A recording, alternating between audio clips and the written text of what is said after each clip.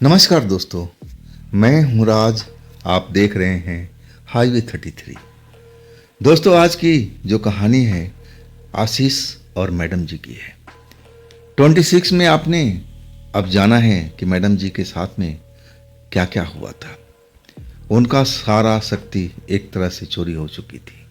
उनके कीमती वस्तुएं घर से गायब हो चुकी थी, लेकिन वो ढूंढ लिया गया। नबीन ने इस काम को अच्छी तरह से निभाया। जंगल में जाके सुरंग से जो किसी ने चुरा करके वहां माल छिपाया था, आज सब कुछ अब पा चुके थे। इसके बाद वो लोग फार्म हाउस लौट आए थे। नबीन से बार बार मैडम जी ने सवाल पूछा था कि नबीन, कौन हो सकता है? चोर का नाम तो बताने की कोशिश कर रहे थे, आप तो बताओ, हम फार्म हाउस में आ गए। तब नबीन कहने लगे कि मैडम, मुझे 2 दिन का वक्त दे दीजिए, क्योंकि मैं जिस नाम को बताऊंगा आप विश्वास नहीं कर पाएंगे। इसलिए मुझे ऐसा कुछ प्रूफ दिखाना पड़ेगा ताकि आपको लगे कि हाँ, जो मैं कुछ बोल रहा हूँ वो सही बात है। नहीं तो आप मुझ पर यकीन कर नहीं पाएंगे। अब जो मैडम जी थी ना, पहेलियाँ नबीन के सुन करके हैरान थी। कहने लगे, अरे तुम नाम तो बताओ, बस मैं तो नाम जानना चाहती हूँ। शक करना ना करना वो तो मेरा काम है। तब नबीन एक नाम बताया, और वो नाम सुन करके मैडम जी बिल्कुल विचलित नहीं हुई। वो नाम था सागर का। आज सागर को जानती थी अच्छी तरह से मैडम जी। उनके साथ का लड़का था, जैसे नबीन थे वैसे सागर था। आज सागर भी मैडम जी से बहुत प्यार करता था, और मैडम जी भी उसको चाहती भी थी, लेकिन बात बनी नहीं। इसके बाद सागर विदेश चले गया था, और तब से आज तक वो लौटा नहीं था। तो मतलब ही नहीं हो सकता था कि सागर ये काम करे। नबीन जो बता रहा ना, ये बात अब मैडम जी को हजम नहीं हो रही थी। इसके बाद मैडम जी उससे पूछने लगी कि सागर के जो चोरी किया है, तुम्हारे पास में कोई प्रूफ है जो तुम कह रहे हो? अब जो नबीन थे कहने लगे कि मैडम जी, मुझे 2 दिन का वक्त दीजिए, मैं वो प्रूफ को लेके आऊँगा, और तब आप विश्वास कर पाएंगे। इसके बाद मैडम जी नबीन पर विश्वास नहीं कर पाई थी, और नबीन अपने घर चले गए थे। हालांकि मैडम जी का सारा सामान मिल चुका था, लेकिन मिलने के बाद भी अब मैडम की शक्ति जो थी ना, वो उनके पास में नहीं थी। शक्ति खंडित हो चुकी थी। जो कुछ इतने सालों से वो अपनी शक्ति का सहेज कर रखी थी, सब कुछ बर्बाद हो चुका था। जिस इंसान ने उन चीज़ों को छुआ था, वो सब कुछ जैसे बर्बाद कर दिया हो। अब सारी चीज़ें तो मौजूद थी, लेकिन वो बेजान थी, उनमें जान नहीं था। अब जान लाना मैडम जी का अब फिर से दोबारा काम करना था। इसलिए मैडम जी अब चाह रही थी कि जो भी शक्ति उन्होंने खोया है, उन शक्तियों को वापस लाया जाए। इसके बाद नबीन के जाने के बाद में अब पूरा घर जो आशीष के जिम्मे था संभालना, देखना, अब एक तरह से आशीष को और जेसिका को मैडम जी बताने लगी कि देखो, आज रात हम कुछ ऐसा करने वाले हैं, हम अपनी शक्ति को पाने की कोशिश करेंगे। देखो, जो हमारा सामान चोरी हो चुका, जंगल में पाया गया, बड़ी मुश्किल से मिला, अब उनमें जो मेरी शक्तियाँ थी वो तो जा चुकी होगी, और हो सकता है कि उन चीज़ों में कोई और शक्ति आ गई हो। और जब हम उनको जागृत करने की कोशिश करेंगे ना, तो हो सकता है कि हमारे साथ कुछ छलावा हो जाए, कुछ अलग हो जाए, हम पर विपत्ति भी आ सकती है, हमारे साथ धोखा भी हो सकता है। तो हमें सतर्क रहने की आवश्यकता है। और देखो आशीष और जेसिका, तुम लोग एक कमरे में आप चले जाओ, और इसके बाद मैं सारी रात उन शक्तियों को साथ में रहूँगी। मैं उनसे कनेक्ट करने की कोशिश करूँगी, और हो सकता है कि हमारी खोई हुई शक्तियाँ वापस आ जाए। अगर उन चीज़ों में ऐसी कोई चीज़ अब आ चुकी होगी, तो हमारे लिए तो बहुत खतरा बढ़ जाएगा। अब इसके बाद आशीष को, जेसिका को अब धीरे धीरे सब समझाने लगी थी कि आप लोगों को इस रात में करना क्या है। हाँ, एक एक चीज़ बारीकी से सब कुछ बता रही थी। सब सारी बात सुनने के बाद जेसिका तो चुप थी, लेकिन आशीष डरे हुए दिख रहे थे। जैसा मैडम जी ने बताया था ना, वो डर का ही वातावरण पैदा होना था।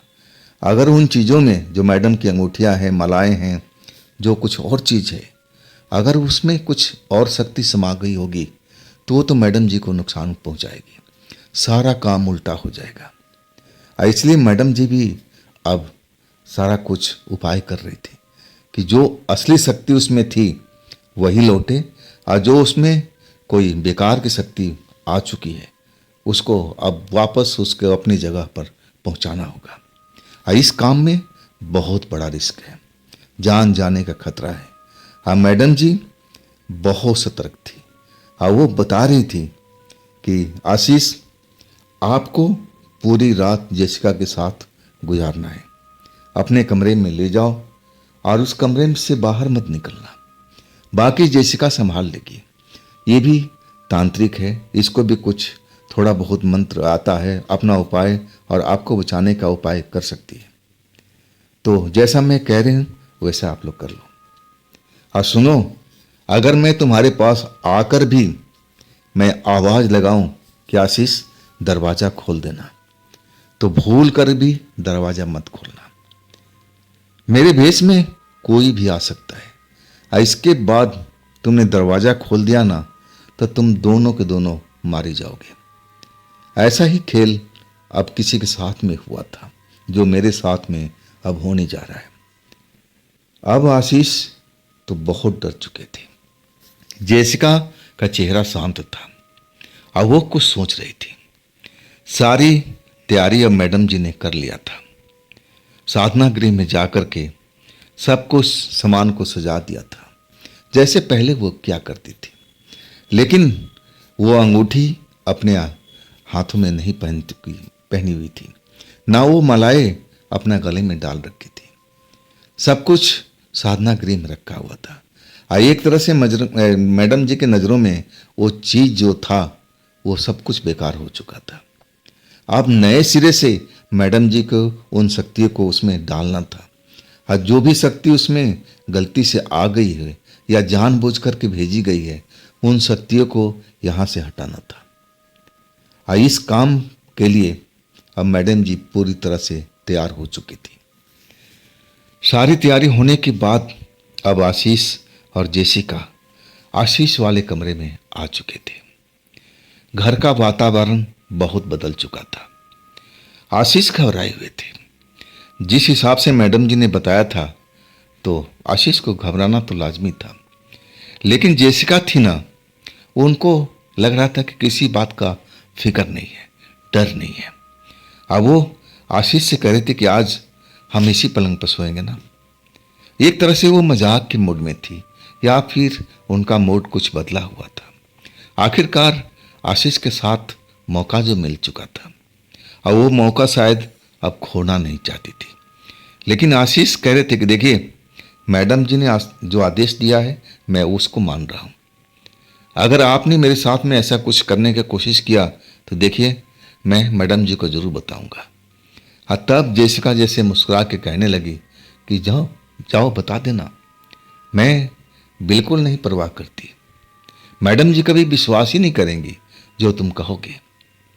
इसके बाद तो आशीष वास्तव में डर चुके थे। उधर जो मैडम जी थी अब साधना गृह में पहुंच चुकी थी। दरवाज़ा बंद हो चुका था। इधर आशीष अपना दरवाज़ा बंद कर चुके थे। पलंग पर तो जेसिका जा लेटी थी, लेकिन अब पलंग पर आशीष जा नहीं रहे थे। उनको लग रहा था कि अगर पलंग पर मैं गया ना, तो जेसिका का इरादा कुछ और हो जाएगा, और वो खतरा मोल लेना नहीं चाहते थे। और उधर मैडम जी अपना जो काम था उसका अब एक तरह से शुभारंभ कर चुकी थी। और इधर अपना आशीष डरे हुए अब जेसिका से बचने का उपाय ढूंढ रहे थे कि मैं कैसा उपाय करूं कि मैं उस पलंग पर जाऊं ना, जहां पर जेसिका लेटी हुई है। आखिरकार उन्होंने एक सोफा को चुनाव किया और उस पर जाकर के बैठ गए। जेसिका भला कहाँ कम थी, वो आशीष को आज रात छोड़ना भी नहीं चाहती थी। बार बार वो आशीष को पास पहुंच जाती थी कि ये क्या कर रहे हो, यहाँ क्यों लेटे हुए। मैडम जी ने कहा कि दोनों इकट्ठे रहना। तुम मैडम जी की बात सुना नहीं। अगर तुम मेरे से दूर रहोगे तो हो सकता है कि इस घर में ऐसी ताकत आ चुकी हो जो तुम्हें नुकसान पहुंचा सकती, मुझे नहीं पहुंचा सकती, क्योंकि मैं मंत्र का ज्ञानी हूं। अब मैं ऐसा रिस्क तुम्हें लेने नहीं दे सकती। आशीष, मेरे साथ ही आओ, अब मेरे बिल्कुल नज़दीक रहना। अगर तुम मेरे से दूर रहोगे ना तो तुम खतरे में हो जाओगे, जैसा मैडम जी ने मुझे आदेश दिया है। और इसके बाद तो आशीष डर चुके थे। उनको लगने लगा कि मैडम जी कुछ सोच समझ करके ऐसी बात बोली होगी। तो क्या मैं जेसिका के साथ अब वही करूं जो जेसिका चाह रही है। आखिरकार अब आशीष अपना फैसला ले चुके थे कि चलो मैं ज़रूर अपने पलंग पर लेटूंगा, लेकिन वो चीज़ जेसिका को नहीं करने दूंगा जो मेरे साथ में अब कर चुकी है। और इसके बाद वो पलंग पर जेसिका के साथ ही लेट जाते हैं। और जेसिका कहती है कि देखो आशीष, आप यहाँ से इस पलंग से उतरना भी मत जब तक मैडम जी का काम ना हो जाए, जब तक वो आ करके हमें बताए ना। और तब आशीष कहने लगे उनके बदले में कोई और आ गया तब। जेसिका हंस के कहने लगी कि आशीष, आप धोखा खा सकते हो, मैं नहीं। मैं पहचान लूँगी कि असली कौन है, नकली कौन है। अब चलो, अब आपको कुछ सोचने की जरूरत नहीं है, अब अपना नींद पूरा करो। अब मैं भी अब नींद अपना पूरा करने जा रही हूँ। और इसके बाद जो जेसिका थी वास्तव में बिना कुछ परेशानी किए हुए आशीष को अपनी आंखें बंद कर लिया था। और आशीष जेसिका के ये सब देख करके खुद हैरान थे कि ये तो चुलबुली लड़की है, अब जरूर मेरे साथ में कोई छेड़खानी करेगी। लेकिन उस वक्त में जेसिका एकदम शांत हो गई थी, अपनी आंखें बंद कर लिया था, जैसे वो नींद में जाने की कोशिश कर रही हो। अब फिर आशीष ने वही सोचा कि भाई जो मैडम ने बताया है वैसे ही करना चाहिए। अगर मैं जेसिका से दूर हुआ तो मेरे ऊपर कोई खतरा मंडरा सकता है। जरूर मैं भी अब सोने की कोशिश करूं, जो होगा देखा जाएगा। अब आशीष और जेसिका अपने कमरे में एक तरह से अब सो चुके थे या नहीं ये तो नहीं बताया जा सकता, लेकिन आशीष जो थे ना अब गहरी नींद में जा चुके थे। जेसिका नहीं सोई थी। जेसिका जरूर आंख बंद की हुई थी। अब वो सब कुछ अब जैसे जाग रही हो, समझ रही हो, क्योंकि एक वो भी तांत्रिक थी। लेकिन उसकी जो शक्ति, वो भी जो वो कंगन था वो भी मैडम जी के पास में था। और वो सारे सामान के साथ वो भी चोरी हो चुका था। तो जो विशेष शक्ति उसने पाया था वो शक्ति भी अब निकल चुकी थी। अब वो कंगन बस एकमात्र कंगन की तरह रह गया था। अब मैडम जी ने वादा किया था कि इस कंगन की जो शक्ति है वो भी मैं वापस लेके आऊँगी। और ये यही सोच विचार कर रही थी कि क्या वो शक्ति उसमें दोबारा से आ पाएगी। और इधर आशीष जो थे ना गहरी नींद में जा चुके थे। हाँ, उधर मैडम जी अपना जो काम था बिल्कुल व्यवस्थित तरीके से कर रही थी, जैसे वो पूजा पाठ करती थी, सब कुछ उसी हिसाब चल रहा था।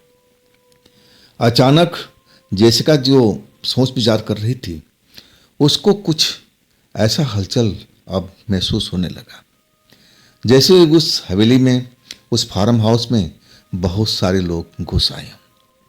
कदमों की आवाज़ साफ साफ उनको सुनाई दे रही थी। जेसिका को लगा कि ये सब क्या है, समझ नहीं पाई। लेकिन जब आवाज़ें काफ़ी बढ़ चुकी, जैसे गलियारे में बहुत लोग अब अपने भारी जूता पहने हुए इधर से उधर गुजर रहे हों, चलने की आवाज़ आ रही हो, तो जेसिका घबरा गई। और वो आशीष को जगाने लगी, आशीष उठो उठो। आशीष जब उठे ना तो उनको लगा कि जेसिका का कुछ और मतलब है। अब जेसिका का चेहरा देखे तो जेसिका का चेहरा शांत पड़ा हुआ है और वो थोड़ा डरी हुई भी दिखाई दे रही है। आशीष कहने लगे हाँ क्या हुआ, सब काम हो चुका है, मैडम जी का आदेश आ गया। लेकिन जैसिका कहने लगी नहीं नहीं, ऐसा अभी कुछ भी नहीं आदेश आया। अभी तो मुझे लग रहा है कि अब मैडम जी अभी अपने कमरे में हैं, अब पूजा पाठ कर रही है, अपने ध्यान में है। अब सुनो ना, बरामदे में देखो, गैलरी में बहुत लोगों के चलने की आवाज़ आ रही है। आशीष, मुझे तो लग रहा है कि हमारे घर में जैसे भूतों का बारात आ चुकी है। आशीष, हम लोग इस कमरे में ही सुरक्षित हैं। अब देखो, आवाज़ें बहुत अलग अलग आ रही है, चलने की आवाज़ें महसूस करो। तब आशीष ध्यान लगाने लगे। वास्तव में जैसा जैसिका कह रही थी ना, वैसा ही सब कुछ हो रहा था। बाहर में गैलरी में चलने की आवाज़ें साफ साफ सुनाई दे रही थी। कुछ ऐसे शब्द भी सुनाई दे रहे थे जो दूसरे लोग आपस में बात कर रहे हैं। अब ये सब समझने के बाद आशीष एकदम डर गए थे। जेसिका से कहने लगे कि क्या हमारे कमरा सुरक्षित है, क्या हमारे कमरे में ये सब तो नहीं आ जाएंगे। जेसिका कहने लगी देखो, मैं इतना तो नहीं कह सकती, लेकिन मैं जो कुछ मैं जानती हूँ उसे अपने को और तुम्हें बचाने की कोशिश करूँगी। लेकिन मुझे नहीं लग पा रहा है कि वो लोग हमारे कमरे में आ सकते हैं। पता नहीं वो लोग कौन हैं, इस जगह पर इतने सारे झुंड में कैसे आए। जरूर ये भूत प्रेत ही होंगे। इस घर में और कौन आएगा। अब जैसे जेसिका आशीष को सब कुछ समझा रही थी, आशीष का डर के मारे बुरा हाल था। वो बार बार कह रहे थे कि जेसिका, ये जो सुनाई पड़ रहा है वास्तव में सब भूत प्रेत हैं। जेसिका कहने लगी हाँ, जैसा मैं अंदाज़ा लगा रही हूँ ना, ये भूत प्रेत के अलावा और कोई शक्ति हो ही नहीं सकते। हमें थोड़ा सचेत रहना चाहिए। अब जैसे आशीष और डर चुके थे, जेसिका के बगल में और चिपक गए थे, जैसे जेसिका उसकी जान आशीष को बचा देगी। खैर जेसिका भी डरी हुई थी। अब उनके पास में वो शक्ति भी नहीं थी। अब जितनी वो तंत्र मंत्र की जानकारी थी, अब वो उतना ही तो कर सकती थी। आखिरकार अब उस गलियारे में शोर सुनाई पड़ने लगा, जैसे आंधी चल रही हो। हवा का स्पीड हर पल बढ़ता जा रहा था, और जो आशीष का कमरा का खिड़की बंद पड़ा था, अंदर से वो भी हवा के दबाव से अब जैसे झटके से खुल गया। और जैसे ही गलियारे में नजर पड़ी ना, आशीष एकदम कांप गए थे। वो देख रहे थे कि गलियारे में काले काले लोग, जिसमें औरतें भी हैं और जेंट्स भी हैं, सभी का आंखें लाल लाल दिखाई पड़ रहा है। और वो सब गलियारे में इधर से उधर जा रहे हैं। जैसे ही खिड़की खुली, अब सब कुछ नज़ारा देख करके जैसे आशीष कांप गए हो। और वही हाल एक तरह से जेसिका के भी था। जेसिका इतनी बड़ी अपने आप को तांत्रिक मानती भी नहीं थी। हाँ, कुछ जरूर उपाय कर लेती थी, लेकिन ये सब शक्ति वो जैसे देखी ना, वो भी कांप गई थी कि ये अब आशीष अब क्या करें, अब क्या करें। आशीष जेसिका डरे हुए, और उधर जो मैडम अपने साधना गृह में अब पूजा का अनुष्ठान कर रही हैं, अपनी खोई हुई शक्ति को वापस पाने की कोशिश कर रही हैं। लेकिन इधर सब अलग चल रहा है। आखिरकार वो खिड़की बार बार हवा का तेज झोंका से कभी बंद हो जाती थी और कभी खुलती थी, तो सामने वही दृश्य आता था। अब इनका कमरा अंदर से बंद था, सिटकनी लगा रखी थी। तो ये आशीष और जेसिका अपने आप को सुरक्षित मान रहे थे कि चलो हमारा घर तो अभी सुरक्षित है, ये जो कुछ हो रहा है बाहर ही हो रहा है, और मैडम इसको सही कर देगी। जैसे ही पूजा पाठ उनका संपन्न हो जाएगा और उनकी शक्ति वापस आ जाएगी, फिर यहाँ पर कोई भूत प्रेत नज़र भी नहीं आएगा। लेकिन ये सोचना आशीष को, जेसिका को बिल्कुल गलत थी। अचानक उनका दरवाज़ा जैसे कोई लात मार रहा था, धड़ाधड़ धड़ाधड़ धड़ाधड़। अब जैसे दरवाज़ा को कोई तोड़ देगा। और जैसे ही ये आवाज़ आने लगी ना, जेसिका आशीष डर चुके थे। अब उनको लगने लगा कि ये लोग जो सारे गैलरी में घूम रहे हैं, वो सब कमरे के अंदर आ जाएंगे। उनको शायद पता चल गया है कि इसमें कोई है, शायद उन्होंने सूंघ लिया। अगले पल ही दरवाज़ा तेजी से खुल चुका था, जो लॉक था वो टूट चुका था। और जैसे ही आशीष सामने का दृश्य देखते हैं ना, तो एकदम चिल्ला पड़ते हैं। वो जेसिका जो अपने आप को तांत्रिक समझ रही थी, आशीष को बचाने के अब उसको जिम्मेवारी मैडम ने दिया था, वो तो खुद डर गए, आशीष से लिपट गए। अब दोनों के दोनों एक तरह से चिल्ला रहे थे, मैडम जी का नाम ले रहे थे कि मैडम जी बचाओ हमें, बचाओ हमें। सामने जो देख रहे थे दरवाजे पर एक 7 फीट का काला खलोटा इंसान, जिसकी आंखें दहक रही थी, चेहरा भयानक, और उसके पीछे कई प्रकार का लोग दिखाई दे रहे थे उसी के जैसा, लेकिन सबसे ऊंचा इंसान जैसा यही लग रहा था, बाकी तो छोटे लग रहे थे। वो कमरे के अंदर अब प्रवेश कर चुका था। और जैसे ही अब मैडम जी को वो आशीष को देखा और जेसिका को, तो उसके चेहरे पर एक भयानक मुस्कान दौड़ चुकी थी। और फिर वो रुका नहीं, सीधा आशीष की पलंग की तरफ बढ़ने लगा। जितना वो नज़दीक आ रहा था, आशीष उतना ही तेजी से मैडम जी का नाम पुकार रहे थे, मैडम जी मेरी जान बचाइए, हम दोनों का जान बचाइए। इधर जो जेसिका थी, वो क्या करना था वो सब कुछ भूल चुकी थी।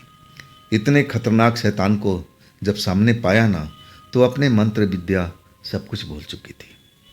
वो एक तरह से आशीष से भी ज़्यादा डर चुकी थी और आशीष के पीछे चिपट गई थी। वो भी मैडम जी की आवाज़ लगा रही थी कि मैडम जी जल्दी आइए, हम लोग दोनों खतरे में हैं। और मैडम जी तो अपने कमरे में शांत, अब ना जाने साधना में लीन है, और उनका साधना में पूरा हुआ कि नहीं हुआ, ये तो दोनों में से कोई नहीं जानता था। तो ये सब भूत प्रेत कहाँ से इनके सारे कमरे में आ चुके, कहाँ से, किसने भेजा? क्या उन शक्तियों में यही सब तो नहीं थे उनके सामान में, जो मैडम जी की अंगूठी थी, मैडम जी का माला था और जेसिका का कंगन? क्या उसमें जो अच्छी शक्तियाँ निकल चुकी थी, यही खराब शक्ति उसमें भर चुकी थी? तभी तो ये लोग अब इधर टहल रहे हैं और कमरे के अंदर पहुंच गए। अचानक अब आशीष को लगा कि अब भाग नहीं पाएंगे, क्योंकि उस कमरे में उस लंबे इंसान के अलावा बहुत सारे और भी भूत प्रेत दिखाई दे रहे थे, और सबका चेहरा एक जैसे नजर आ रहा था, आंखें लाल लाल, लेकिन वो नाटे कद के थे। उनमें से एक ही जो था वो लंबा था, और वो आशीष के बस पलंग के पास पहुंच गया था। और जैसे ही पहुंचा, आशीष तो और डर चुके थे, बदन कांपने लगा था, और वही हाल जेसिका का था। लेकिन अब आशीष कह रही थी, जेसिका तू तो तांत्रिक है ना, कुछ ऐसा कर। लेकिन जेसिका कह रही थी कि आशीष मुझसे नहीं हो पा रहा, मैं डर चुकी हूँ, मैडम जी अब कुछ कर पाएंगे। लेकिन आशीष कह रहे थे कि मैडम जी अभी तो साधना में होगी, उनको तो पता भी नहीं होगा कि हमारे साथ क्या घट रहा है, और तुम ही तो कोशिश करो, जो कुछ जानती हो उसे हम दोनों को बचाने की कोशिश करो। लेकिन जेसिका ये कर नहीं पा रही थी, वो लगातार मैडम जी को आवाज़ लगा रही थी। अब जैसे आशीष समझ चुके थे कि अब हमारा दोनों का खेल खत्म है, ये जो शक्ति हमारे घर में आई है ये हमें छोड़ेगी नहीं। और वही हुआ। अब जैसे ही वो लंबा सा इंसान आशीष को पास पहुंचा, पलंग के पास, उसके दोनों हाथ एक आशीष के गले पर और दूसरा जेसिका के गले पर कस चुका था। और वही हुआ जिसकी शंका अब आशीष को हुआ था। ये लग रहा था कि अब ये शक्ति जो आई है मारने के लिए आई है। वही हुआ कि उनकी सांसें घुटने लगी, सांस के लिए तड़पने लगे आशीष। वही तड़पन जेसिका के साथ में था। देखते ही देखते वो जो शक्ति जो थी, अब एक तरह से पूरा जान ताकत लगा दिया था गला घोटने में। कुछ ही देर में दोनों के दोनों मूर्छित हो चुके थे, जैसे वो मर चुके हों। और वो शक्ति उनको उसी पलंग पर पटक करके फिर बाहर निकल चुकी थी। उसकी नज़र में दोनों के दोनों अब मौत हो चुकी थी। अब उस कमरे के अंदर बिल्कुल सन्नाटा था। अब दो लोग जो आशीष थे अब एक जिंदा लाश की तरह हो गए थे। ना जाने उनके साथ में क्या हुआ, जिंदा थे या मरे, कुछ भी मालूम नहीं। उधर कमरे के अंदर में जो मैडम जी थी, साधना को साथ अब लगी हुई थी। जो कुछ अब करना चाहिए था अपना मंत्र पूजा, उसमें लगी हुई थी। और उनको भी अब पता चल चुका था कि बाहर कुछ चल रहा है, लेकिन वो उठने का मतलब कि जितना उन्होंने परिश्रम किया है सब का सब फिर से खत्म हो जाएगा। लेकिन उनको डर था कि अगर हम या उठेंगे नहीं तो हो सकता है हमारे साथी के साथ कुछ हो ना जाए। आखिरकार उन्होंने फैसला कर लिया। वो जान चुकी थी कि इस जगह पर शक्तिशाली प्रेत आ चुके हैं और वो उनके साथियों को अब छोड़ेंगे नहीं। इसके बाद जो कुछ अब साधना में लीन थी सबको एक तरह से छोड़ करके और मैडम जी खड़ी हो चुकी थी। अब उनके अपने जो मंत्र बल था उस पर विश्वास था।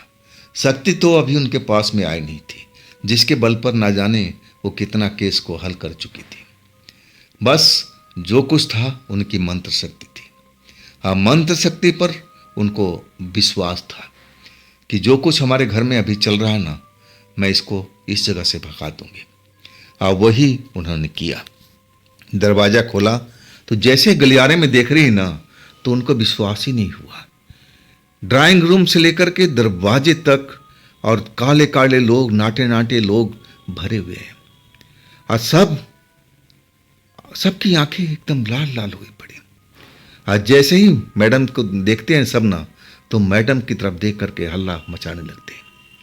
तभी आशीष के कमरे से एक लंबा सा शख्स निकलता है। वो चेहरा तो उन्हीं की तरह होता है लेकिन उसकी लंबाई ज़्यादा होती है। मैडम सब कुछ समझ जाती है कि ये तो बौनों का सरदार है, ये तो बौना प्रेत का सरदार है। ये बौना प्रेत हमारे घर में पहुंच गई है, ये कैसे आ गई। मैडम जी को लगा कि जो उनके पास में मलाएं थी, अंगूठियाँ थी और उसमें से असली शक्ति तो किसी ने ले लिया है और उसकी जगह में गलत शक्ति भर दिया है। मैडम जी गुस्से में आ चुकी थी और वो सोच रही थी कि बस एक बार वो शख्स मेरे सामने आ जाए जिसने ये सब मेरे साथ में किया है, तब मैं उसको छोड़ूंगी नहीं। लेकिन अभी जो चिंता था कि कैसे अपने साथियों को बचाया जाए, कैसे आशीष को और जेसिका को बचाया जाए और खुद का भी अपना बचाव भी तो करना था। वो जो शक्ति थी एक तरह से ऐसे तो नहीं आई थी, जरूर किसी का आदेश पर आई थी और वो आदेश मैडम जी अच्छी भली जानती थी। वो आदेश का पालन करने के लिए शक्ति आई थी। वो अब जैसे भी हो वो चाहती थी कि मैडम जी को और उस घर में जितने लोग हैं सबको ख़त्म कर देना। मैडम जी सारा खेल समझ चुकी थी। ये बौना शैतान का जो राजा था वो बहुत ही शक्तिशाली था और ये बौने शैतान कम नहीं थे, ये सैकड़ों के झुंड में थे। वो जिससे एक बार चिपट जाएं तो छोड़ते नहीं थे, वो कच्चा ही खाना शुरू कर देते थे। हाँ, मैडम जी अब इनके बारे में अच्छी तरह से जानकारी रखती थी। अब इनके पास में तो कोई शक्ति ऐसी थी नहीं जिसका उपयोग कर सके। मंत्र बल का शक्ति जरूर इनके पास में था जो उनके दिमाग में अब उसको कोई चुरा नहीं सकता। इसके बाद अपने मंत्र का उच्चारण करने लगी। मंत्र का उच्चारण करती जा रही थी। गलियारे में सब देख रहे थे और वो बौना जैसे अब एक एक करके अब आने लगे थे मैडम जी के पास में। लेकिन जैसे ही मंत्र का अब उनको उपयोग मैडम करती थी वो दूर हो जाते थे। किसी का हिम्मत नहीं था कि मैडम जी के पास आ जाए, उनको छू पाए। मैडम जी जो मंत्र का उच्चारण कर रही थी उसी वजह से। लेकिन वो शक्तिशाली जो उनका सरदार था वो किसी चीज़ का परवाह नहीं कर रहा था। वो बौनों को साइड में करते हुए अब मैडम जी के सामने आ चुका था। अब मैडम जी की आंखों में आंखें डालकर देख रहा था। मैडम जी उसे आंखें मिला रही थी। अब मैडम जी ने कहना शुरू किया कि तुमको किसने भेजा है, तुम सही बता दो। देखो तुम सही बताओगे ना तो मैं तुम्हें इनाम भी दूंगी। मैं तुम्हें इतना खाना, इतना भोजन दूंगी कि तुम लोग सोच नहीं पाओगे। तुम बस उस शख्स का नाम बता दो जो तुम्हें यहाँ पर भेजा है हमारी एक तरह से बर्बादी करने के लिए। लेकिन वो जो भी लंबा शख्स था, प्रेतों का राजा जो मैडम कह रही थी, वो सिर्फ मैडम जी को घूर रहा था, बोल कुछ नहीं रहा था। आंखों में ऐसे ही लाल रोशनी निकल रही थी। लेकिन मैडम जी उससे डर नहीं रही थी। मंत्र का उच्चारण कर रही थी अब बीच बीच में वो बोल रही थी कि बस तुम एक बार नाम बता दो, किसने तुम्हें भेजा है। अब देखो, मैं उससे ज़्यादा तुम्हें भोजन दूंगी, और बस शर्त यही है कि एक बार उस इंसान का नाम बता दो। अब लालच में जैसे वो राजा एक तरह से आ चुका था। अब मंत्र का जो शक्ति थी ना, वो भी काम कर रही थी। और उसके बाद जो उसकी अकड़ थी, जैसे मैडम के पास पहुंचा था, उसकी अकड़ ढीली हो चुकी थी। मैडम जी बार बार कह रही थी कि बस तुम्हें एक बार उसका नाम बता दो, नाम बता दो। आखिरकार अब मंत्र की शक्ति के आगे वो भी लाचार हो चुका था। अब फिर जो नाम बताया ना, मैडम जी अब समझ चुकी थी। पूरा शरीर गुस्से से कांप उठा था। और तब उस राजा को उन्होंने आदेश दिया कि देखो, तुम लोग जहाँ से आए हो ना, वहाँ पर चले जाओ। अब मैं तुमसे पक्का वादा करती हूँ कि तुम्हें भोजन जितना मैंने बोला है उससे ज़्यादा दूंगी, लेकिन शर्त यही है कि तुम लोग यहाँ से निकल जाओ। और हाँ, जाते जाते ये बता दो कि तुमने मेरे साथियों को कोई नुकसान तो नहीं पहुँचाया। अगर पहुँचाया है तो जिस हालत में थे उस हालत में करके जाओ। अब जो राजा था, सारी अकड़ उसकी निकल चुकी थी। अब वो जैसे था, जिस आकार में था, उसका आकार भी अब घटने लगा था। आखिरकार वो बौनों का कद में आ चुका था। अब फिर कहने लगा कि देखिए मैडम जी, हमसे जो आदेश हमें दिया गया था, हमें जो लालच दिया गया था, हम उस लालच के कारण आए थे। हमारा उद्देश्य आपको कष्ट नहीं देना था, लेकिन हम आदेश को मानने वाले हैं। हाँ, हमने नुकसान पहुंचाया है आपको दोस्तों को नुकसान पहुंचाया है, लेकिन हमने जान से मारने की कोशिश नहीं किया है। वो बेहोश है, और जैसे हम लोग चले जाएंगे ना, अब उनको आप होश में ला देना। अब सुनिए, अभी तो हम आए हैं, हम तो जा रहे हैं, लेकिन ना जाने हमारे जैसे कितने इस घर में आएंगे। सबको आप संभालना है। अगर आप सचेत रहेंगी तभी आप ऐसा कर पाएंगी, नहीं तो इस घर में जो रहेगा वो खतरे से भरा हुआ रहेगा। ना जाने कौन शख्स कब आ जाए, कहा नहीं जा सकता है। हम तो जा रहे हैं, लेकिन अपना वादा आप पूरा कीजिएगा। मैडम जी एकदम डर चुकी थी। जैसे ही उस शख्स ने नाम बताया था, अब वाकई में वो नाम था सागर का। आज सागर उन्हीं के साथ में काम करने वाला लड़का था, आज जो कभी मैडम जी पर मरता था। मैडम जी भी उससे प्रेम करती थी, लेकिन अचानक सागर उनसे मिलना जुलना बंद करने लगा। मैडम जी उससे अब ढूंढ रही थी कि आखिर सागर कहाँ चला गया, सागर कहाँ चला गया। लेकिन सागर जैसे जमीन खा चुकी थी, आसमान निकल चुका था। सागर एकदम से गायब ही हो गया। इसके बाद मैडम जी एकदम अब उसके बिना अब चैन से जी नहीं पा रही थी। उसकी तलाश में ना जाने कहाँ कहाँ भटकी, लेकिन जिस जगह जाती थी पता चलता था कि सागर यहाँ पर है नहीं, वो तो विदेश चला गया।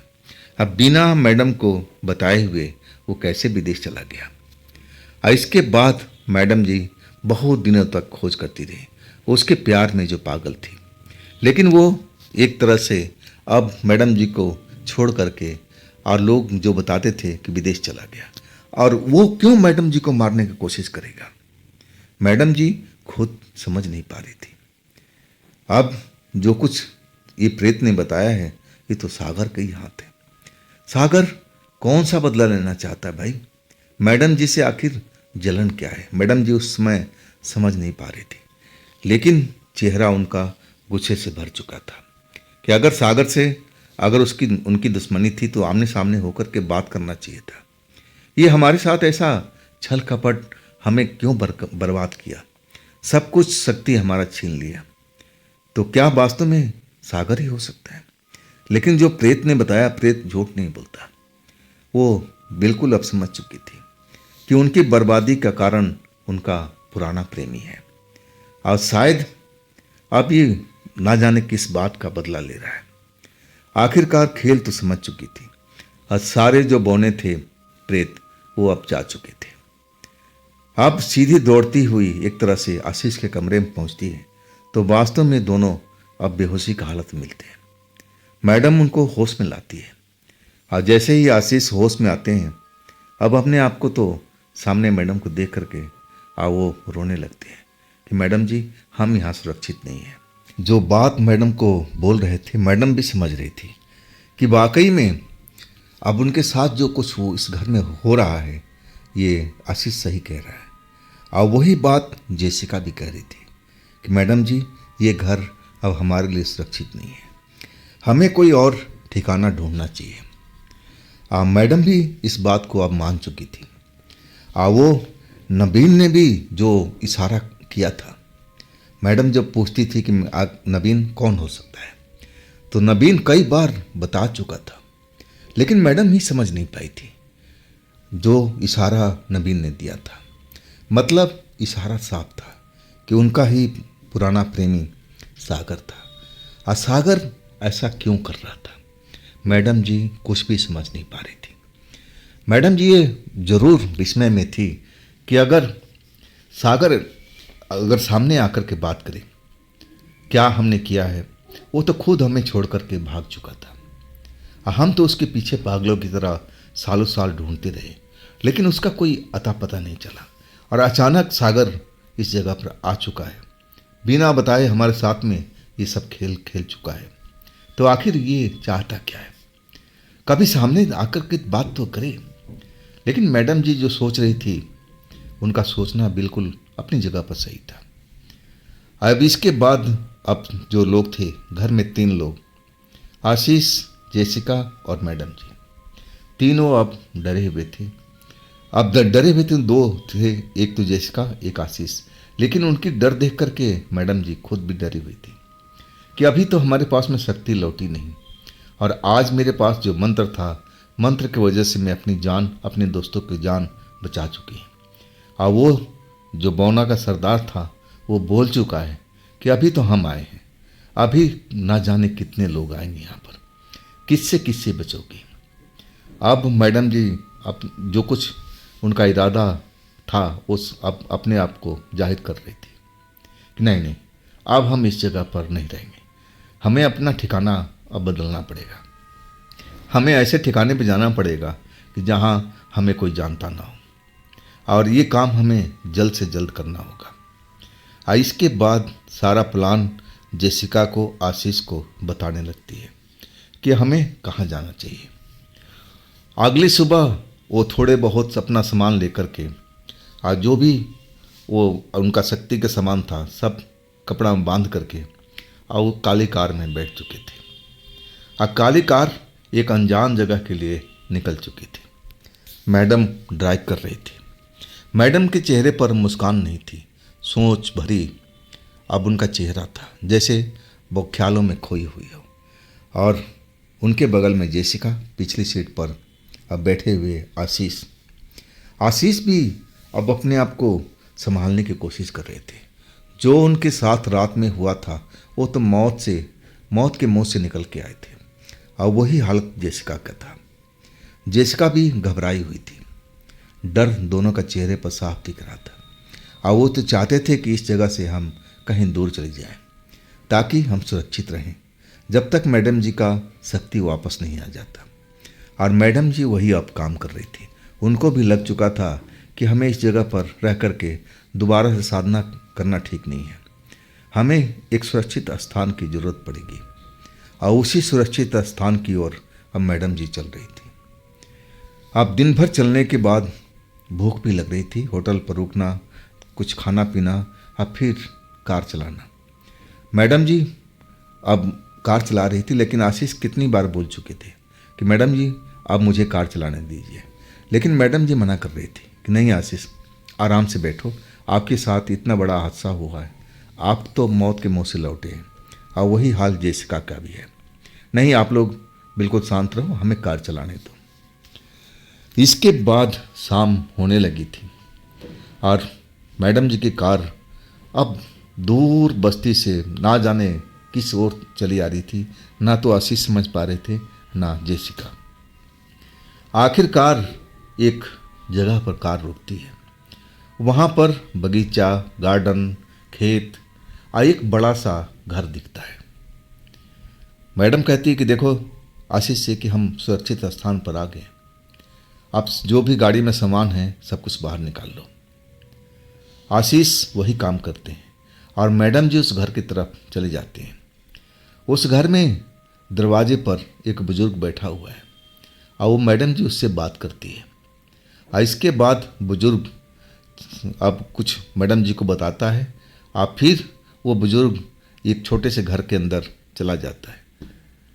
अब जो पूरा घर है ना मैडम जी के कब्जे में आ चुका है। मतलब ये जो पूरा एरिया है मैडम जी का ही है।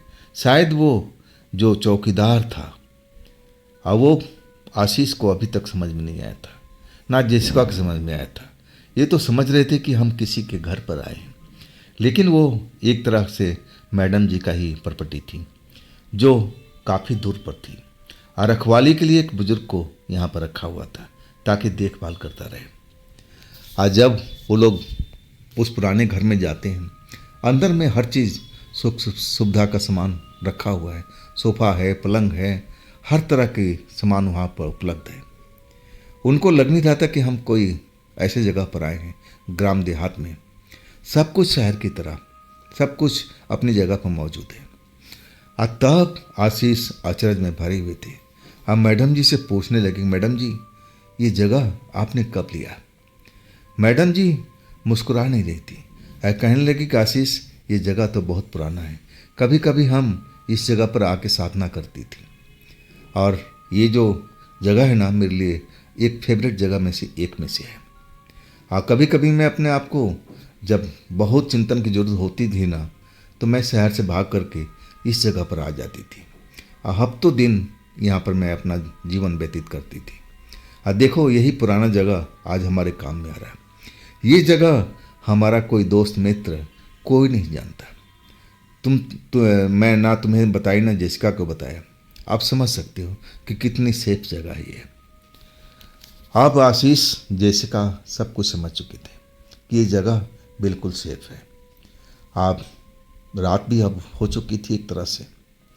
अब इसके बाद जो मैडम जी थी कहने लगी कि आशीष सबसे पहले मुझे अपनी शक्ति को वापस पाना है।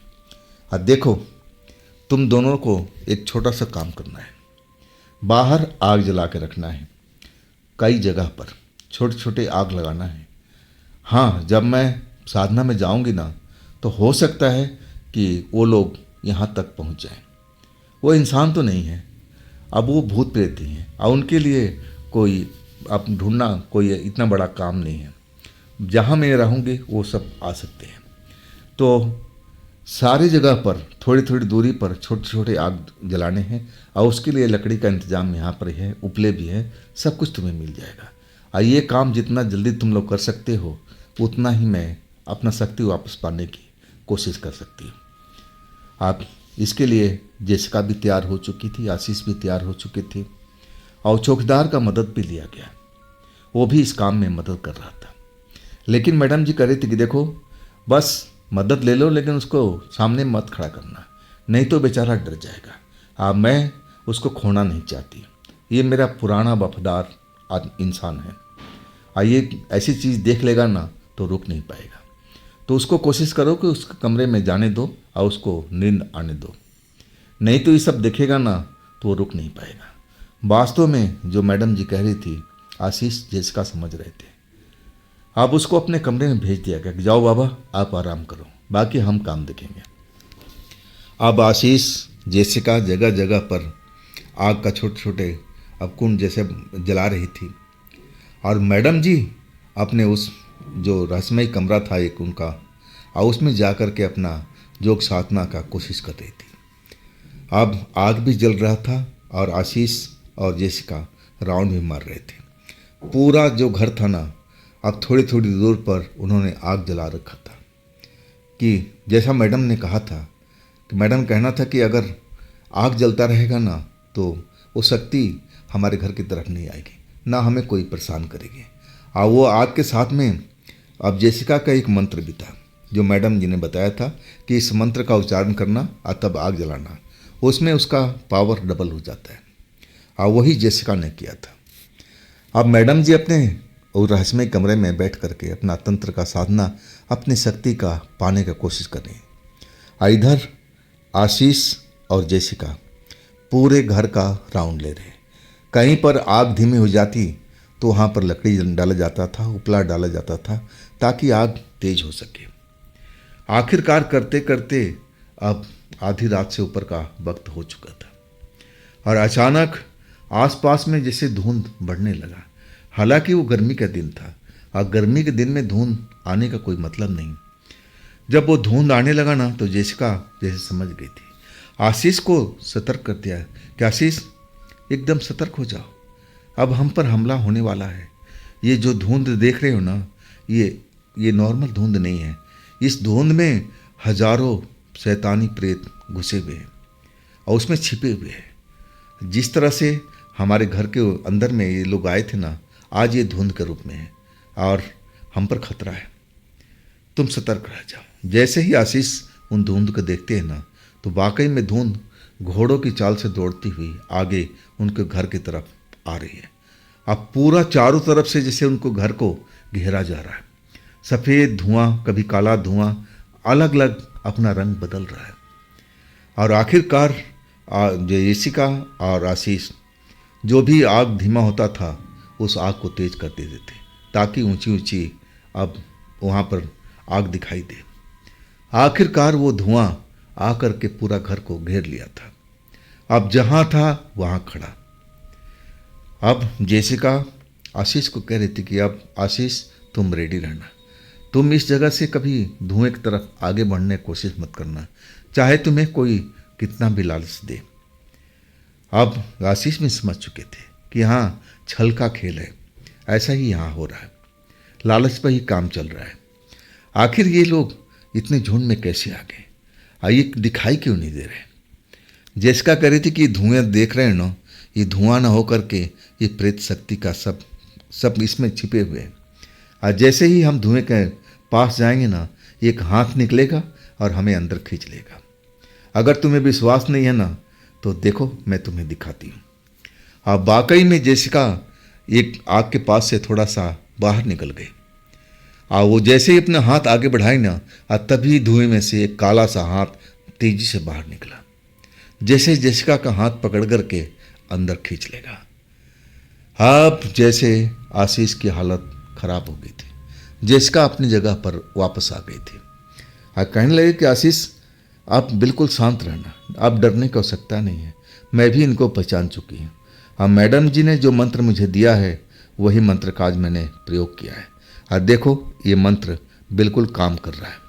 हमें अब पीछे हटने की ज़रूरत नहीं है, हमें ज़्यादा से ज़्यादा आग को जिंदा रखना है, जला के रखना है और वही हम अब करने जा रहे हैं, करते रहेंगे जब तक मैडम जी का आदेश ना आ जाए। सारी रात अब ऐसे ही धुंध ने पूरा घर को घेर रखा था और कभी कभी उसमें भयानक भयानक आवाज़ भी सुनाई देती थी। डरावना दृश्य था एक तरह से आशीष के लिए। ऐसा दृश्य कभी आशीष ने देखा नहीं होगा, लेकिन यहाँ तो सब कुछ ऐसा हो रहा था। आखिरकार सुबह के 4 बज गए थे और तभी मैडम जी बाहर निकली और जैसे ही मैडम जी बाहर निकली ना तो वो धुंध बिल्कुल अपने आप छटने लगा था और देखते ही देखते वो धुंध एकदम गायब सा हो गया था। मैडम जी आवाज़ दी, आशीष, जेसिका वापस आ जाओ, सब कुछ सही हो चुका है। अब आशीष, जेसिका जल्दी से दौड़कर मैडम के पास पहुंचते हैं। मैडम खुश नज़र आ रही थी और कहने लगी कि आशीष अब डरने की आवश्यकता नहीं है, मैं कुछ अपनी शक्ति को पा लिया है और बाकी भी शक्ति हमारे पास जल्दी से आ जाएगी। लेकिन इतनी शक्ति मेरे पास में आ चुकी है कि हमारे आसपास में अब भूत प्रेत हम पर हमला करने के लिए नहीं आ सकते। अब हमारे पास वो आने में अब 100 बार सोचेंगे। देखा रात में कुछ हुआ नहीं ना, अब सब कुछ सामान्य हो गया है। लेकिन वो शक्ति जो मैं पाना चाहती हूँ अभी भी मेरे पास में नहीं आया, लेकिन वो शक्ति भी मैं धीरे धीरे पालूंगी। अब इसके बाद मैडम जी और आशीष, जेसिका अब पुराने घर के अंदर पहुँच गए थे। कहने लगे आशीष कि मैडम जी क्या हम लोग यहाँ पर कितने दिन रहेंगे। तब मैडम जी कहने लगी कि दिन की बात मत करो, हो सकता है कि महीना भी लग जाए या हो सकता है कि उससे भी ज़्यादा वक्त लग जाएगा, लेकिन जब तक मैं पूरी शक्ति पा नहीं लूँगी मैं उस फार्म हाउस पर जा नहीं सकती।